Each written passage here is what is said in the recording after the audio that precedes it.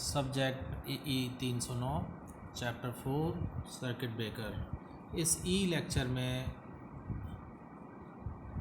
इस चैप्टर के अंतर्गत आज हम टॉपिक 4.6 यानी करंट चॉपिंग का अध्ययन करेंगे।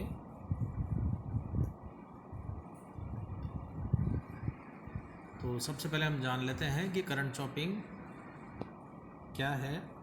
It is the phenomena of current interruption before the natural current zero.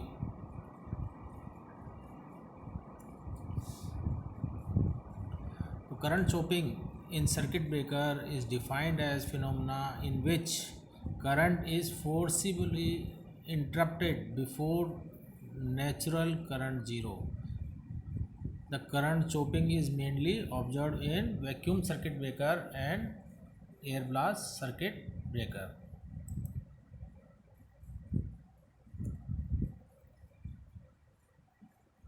तो जब परिपथ वियोजकों को लो मैग्नेटाइजिंग करंट जैसे कि अनलोडेड ट्रांसफार्मर या शंट रिएक्टर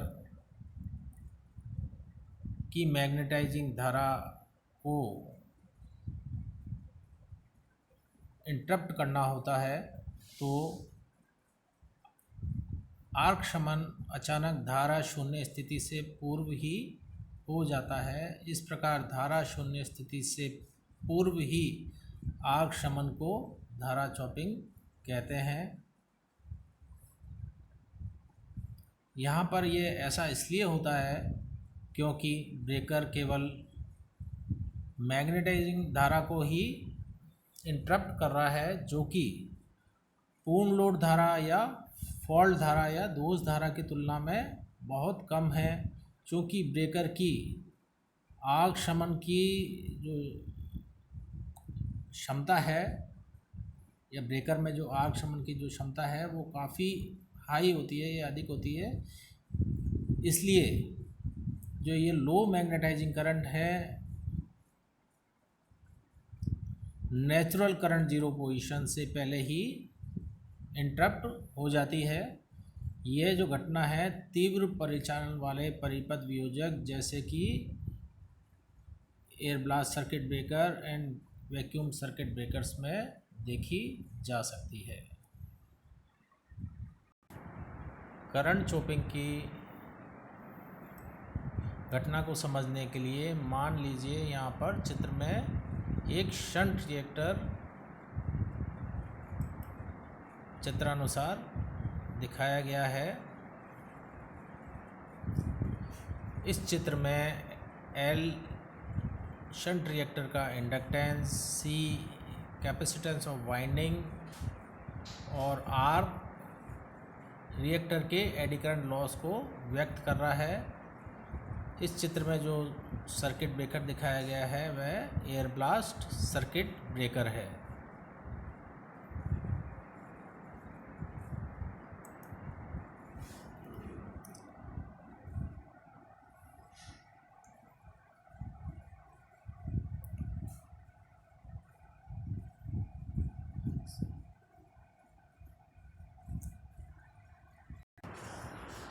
हम जानते हैं कि शंट रिएक्टर हमेशा मैग्नेटाइजिंग करंट लेता है। यह मैग्नेटाइजिंग करंट काफ़ी कम होती है। सामान्य स्थिति में यदि रिएक्टर में धारा I बह रही है तो इसमें स्टोर्ड मैग्नेटिक एनर्जी Li²/2 के बराबर होगी। लेकिन जैसे ही सर्किट ब्रेकर ओपन होता है करंट चॉपिंग का फिनोमेना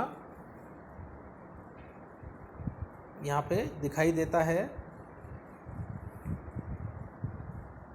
सर्किट ब्रेकर के ओपन होने की अवस्था में रिएक्टर में करंट अब शून्य हो जाती है। इंडक्टर में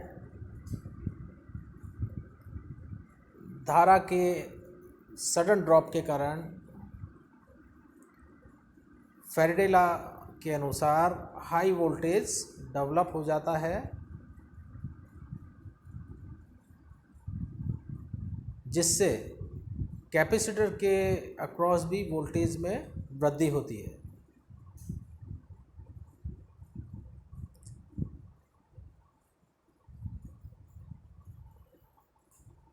यहाँ पर इंडक्टेंस में स्टोर एनर्जी या रिएक्टर के इंडक्टेंस में स्टोर एनर्जी बेसिकली जो है वो कैपेसिटर को ट्रांसफ़र हो जाती है। इसको हम इस तरह से लिख सकते हैं, Li² divide by 2 equals to CE²/2। यहाँ पर E voltage stress across the capacitor है, इसलिए E का मान I √LC दिया जा सकता है।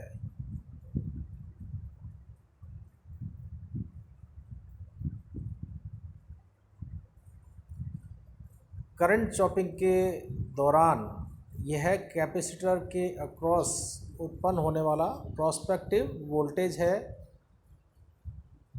यह प्रोस्पेक्टिव वोल्टेज सिस्टम के नेचुरल वोल्टेज की तुलना में काफ़ी ज़्यादा होता है।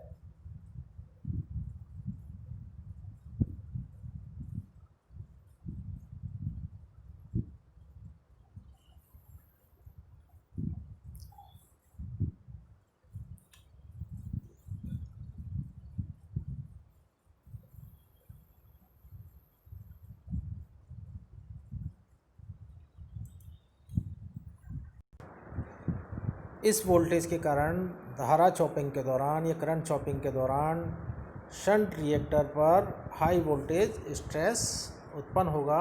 यह प्रोस्पेक्टिव वोल्टेज रिएक्टर की सर्ज प्रतिबाधा और धारा के सीधे अनुपातिक है।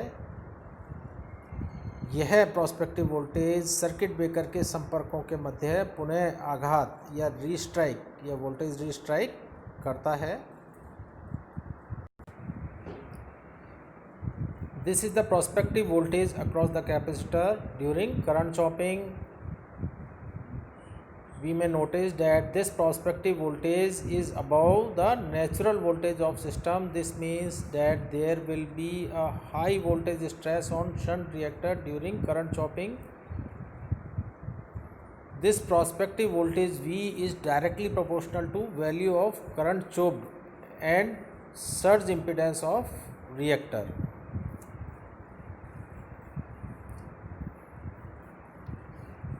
वास्तव में संपर्कों के मध्य रीस्ट्राइकिंग वोल्टेज के उच्चतम मान प्राप्त करने से पूर्व ही arc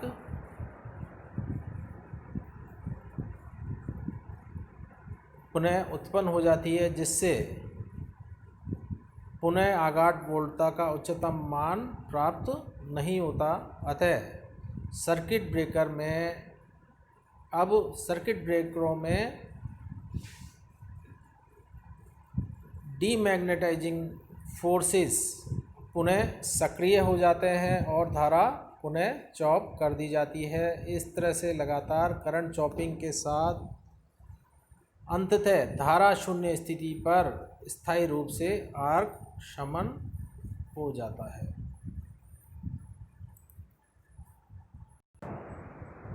Thus we see that magnitude of V is quite high. Again, if this voltage V is high enough, then it may lead to restrike the arc or restrike of arc in breaker, and thus current again start to flow through the circuit. Again there will be chopping of current, but this time the level of current chopped will be reduced and therefore voltage stress on the reactor is less. Thus a number of current chopping takes place till prospective voltage become low enough to restrike the arc.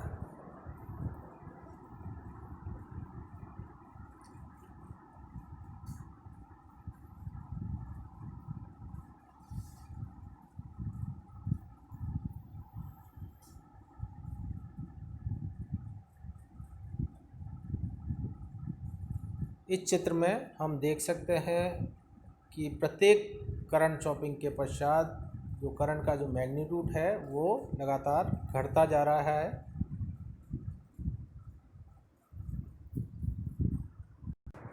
तो यहाँ पर हमने current chopping का अध्ययन किया।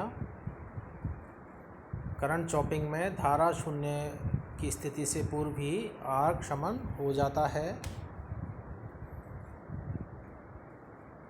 ऐसा इसलिए होता है क्योंकि ब्रेकर केवल चुंबकीय धारा को ही इंटरप्ट कर रहा होता है, जो कि पूर्ण लोड धारा या दोष धारा की तुलना में बहुत कम है, और ब्रेकर्स में आर्क शमन की क्षमता काफ़ी ज़्यादा होती है। इसलिए लो मैग्नेटाइजिंग करंट जो है करंट की नेचुरल जीरो पोजीशन की स्थिति से पहले ही शमित हो जाती है।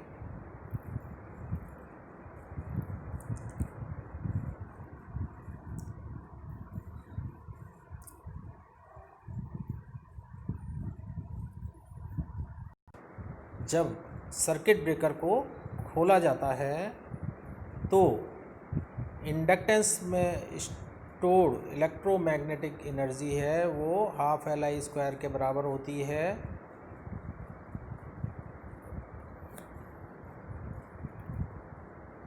यह जो इलेक्ट्रोमैग्नेटिक एनर्जी है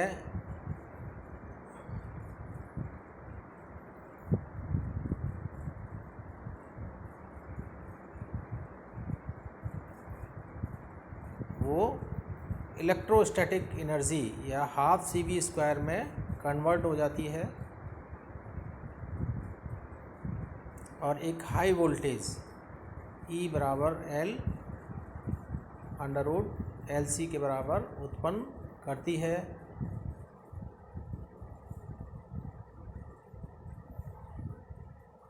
यह जो प्रोस्पेक्टिव वोल्टेज होता है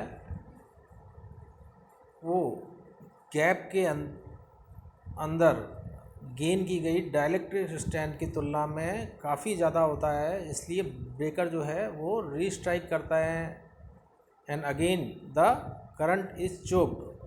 जब ब्रेकर जब रीस्ट्राइक करेगा तो वापस डीमैग्नेटाइजिंग फोर्सेस जो है वो एक्टिव हो जाएगी और करंट चोक हो जाएगी, and the restrike occurs till finally the current is suppressed without a रीस्ट्राइक।